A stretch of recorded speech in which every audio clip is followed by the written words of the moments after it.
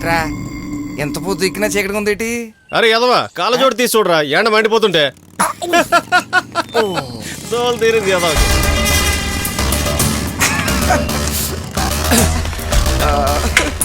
ఏంటని ఎంత లేట్ అయింది? ఎక్కడి దగ్గరికి వెళ్ళి వచ్చావా ఏంటి? వెళ్ళే ఉంటావులే. ఈరోజు చాలా అందంగా కనిపిస్తున్నావు అన్నా. ఈ తాకట్టు పెడుతుంది తప్పే అన్నా. నేను నీతో గొడవ పడినట్టు చెల్లిదే. అన్నా అన్నా వద్దన్నా, నువ్వు వెళ్ళి ఆడి చెల్లిని ఏడిపిస్తావు.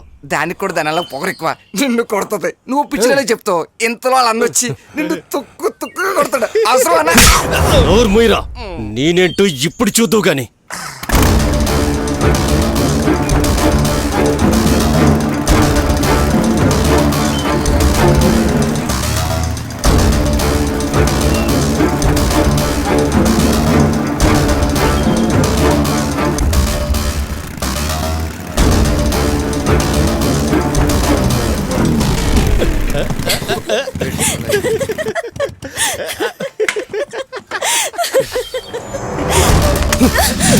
ఏంటే అంతలా నవ్వుతున్నావు?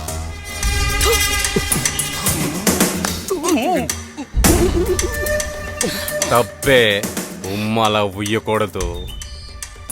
ఎందుకో తెలుసా? ఉమ్ము రక్తం కొంటా విలువైనది. ఎందుకంటే ఉమ్ములో కూడా కొన్ని 100 క్యాలరీలు ఉంటాయి.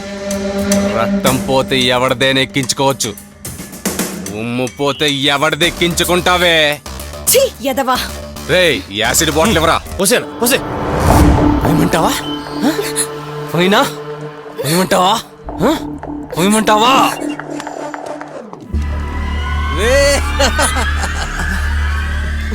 రే రే రే, నువ్వు తాగింది యాసిడ్ రా, నీ కడుపులో పేగులు మొత్తం మాడిపోతాయి.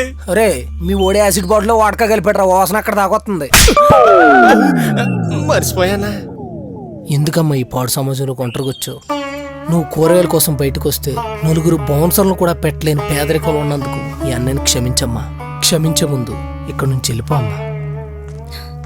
ఒరే చింపురు చుట్టూ అబ్బాయిని తీసి వెళ్ళరా.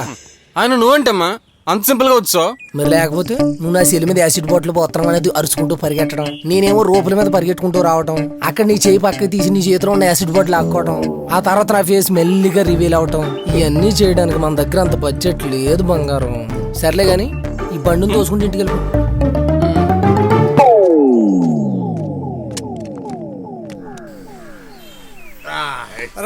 నాకు ముంత తీసురా. శంతరావు గారు ఇంకా రాలేదా?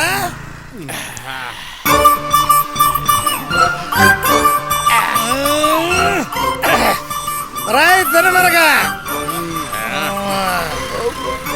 కరీంబీడి కట్టాడు తీసురా. బేగలిపి వచ్చాయి. రాయ్ కరీంబీడి కట్టేదిరా. ఇదే ఇక ఉండు టిప్ అంత తీసుకో.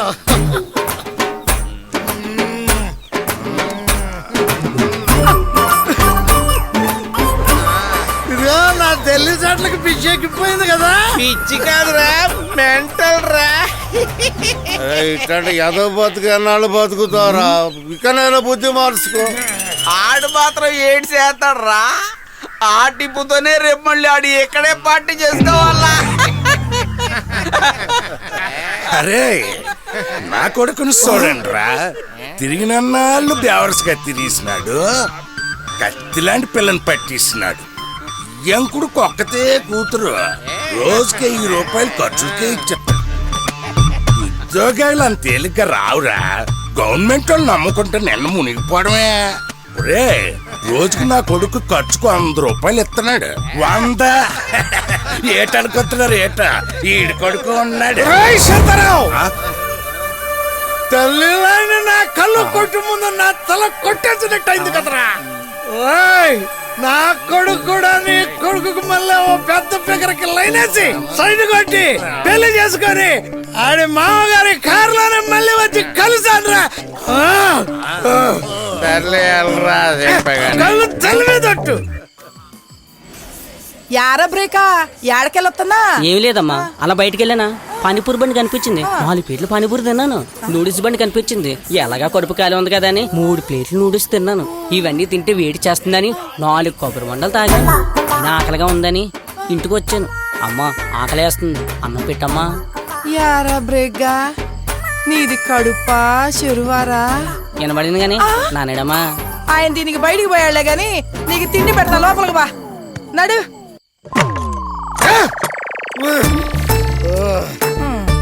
వచ్చాడు తాగుబోతు సచ్చినాడు. ఎరా అందరూ ఆశ్చర్యంగా చూస్తున్నారంటే కామెడీ ముందే మా నాన్న పేసు ఇంత సీరియస్ గా ఎందుకుందా అని.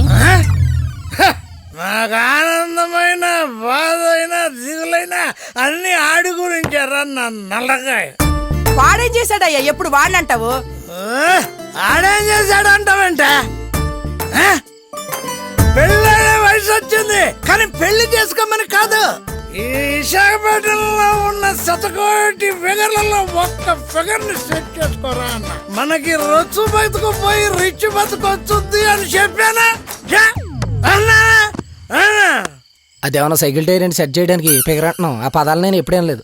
అసలు ప్రేమ అంటే ఏంటి నాన్న? నాన్నకి అమ్మ మీద లేదు కదా, అదే ప్రేమంటే. అరే ఒకప్పుడు ప్రేమ అంటే మడిసి మడిసి మనసారా కోరుకునేది. కానీ ఇప్పుడు ప్రేమ అంటే 3 క్లబ్బులు 2 పప్పులు 2 సబ్బులు అంతే. నీ దృష్టిలో 2 నిబ్బులు. ఎదవగోలని ఎదవగోల. చిచ్చి ఇంత మాట అన్న తర్వాత నేను అన్నం తిన్ను. అమ్మ ఫ్రూట్స్ ఏమైనా ఉంటాయి? అనే నేను కూడా వస్తున్నాను. కూర్చొని ఆలోచించండి అంటే లేచి వెళ్ళిపోయారు. అయినా నా పిల్లం ఎదవకి బుద్ధి లేదు, నా కొడుకు ఎదవకి బుద్ధి లేదు, నా కూతురు ఎదవకి బుద్ధి లేదు, ఈ నల్లకాయ ఎదవకి అసలు ఏమీ లేదు. అందరూ పోయారు, మేము పోతాం. పోతాం నిద్రపో.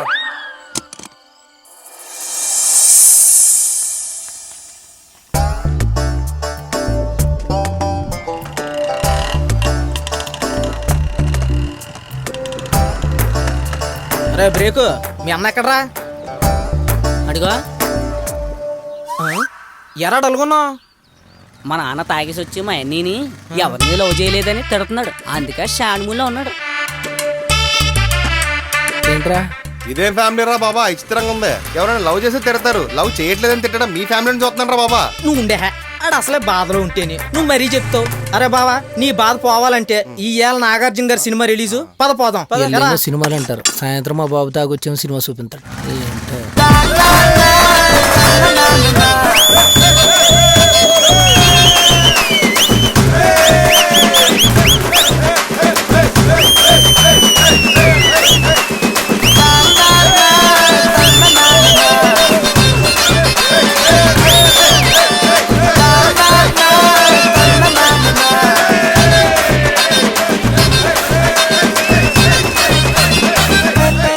ఏంటో ఏంటో థియేటర్కి వస్తే మూడే మారిపోతుంటదిరా. వీళ్ళు చూస్తే ఉన్న 3 దొబ్బిందిరా. అంటే అలా వదిలేకిందిరా. మరి ఎంత పిచ్చండి బావా.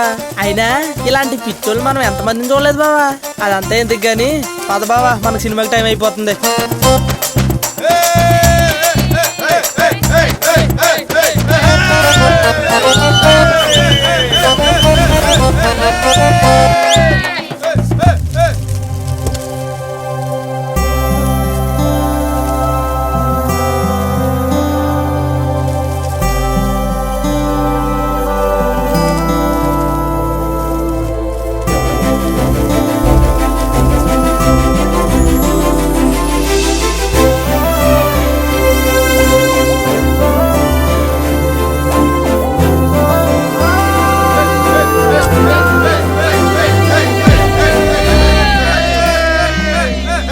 ఏంటి నాన్న ఇది మరి అంత పిచ్చా?